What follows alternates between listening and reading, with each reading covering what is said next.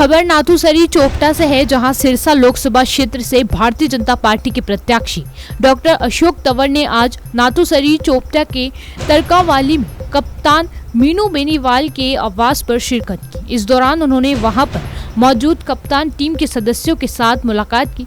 इस मौके पर कप्तान मीनू बेनीवाल ने टीम के सदस्यों को संबोधित करते हुए कहा कि हमें ज्यादा से ज्यादा गति से अब वोटरों के बीच जाना है और भाजपा को भारी बहुमत से जिताने के लिए प्रयास करने हैं।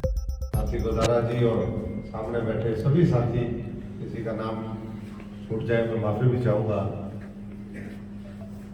दोनों भाइयों ने आपके सामने बात रखी कि आज कोई कार्यक्रम इस तरीके का नहीं था, ना मुझे पता था। हमारी तो ये बात हुई थी, अब आधिकारिक तौर पे एक ही पार्टी में हमें एक पार्टी में नहीं थे, तब भी इनसे भी पुराने संबंध है, इनसे भी पुराने संबंध है और ये संबंध सिरसा आने से पुराने हैं। सिरसा तो 15 साल पहले आया, लेकिन क्योंकि राजनीति में एक दूसरे को जानते हैं, एक दूसरे के साथ काम करते हैं और जब भाव और भावना एक होती है तो फिर ठीक सब अपने आप हो जाता है। अभी जब ये आए, मनोहर लाल जी ने परसों रोड़ी के अंदर कालावाली हल्के में इनकी ज्वाइनिंग करवाई, तो बात हो रही थी कि भाई मैं एक दिन चाय पीने आऊँगा। आज तो हमने रात को ही फैसला किया था, 10-11 बजे फतेहाबाद की रैली थी।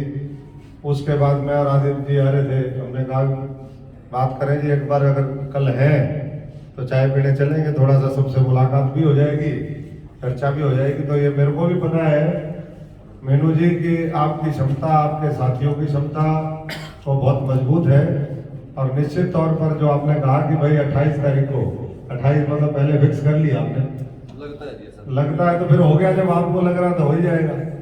तो ये कह रहे थे अभी कि 28 तारीख को बहुत बड़ी ऐतिहासिक रैली आप लोग इलाहाबाद में करोगे, हमारी सबकी शुभकामनाएं हैं। अभी जैसे भाई आदित्य जी कह रहे थे कि मैं 13 साल बाद आया, तो ये 13 साल बाद आए, लेकिन मैं 2.5 साल पहले आया।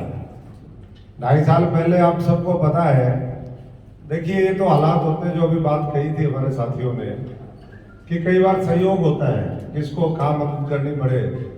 हमारे तो 3 चुनाव इनेलो के सामने हम लड़े, बाद में इनेलो अलग अलग होगी, उन्हीं के प्रत्याशियों के साथ। पिछली बार भारतीय जनता पार्टी यहाँ पर जीती, लेकिन जब हमने सारी परिस्थिति, उसमें हम बहुत ज्यादा लंबी चौड़ी चर्चा ना करें कि किस तरीके से पार्टियां शोषण करती हैं, और जब आप सच्चाई ईमानदारी के रास्ते पे हो, पूरी 100% की 200,000% के साथ आप किसी के साथ दिल जान से लगे हुए होते हो, जब वो धोखा देता है तो फिर आदमी के काबू की बात नहीं होती।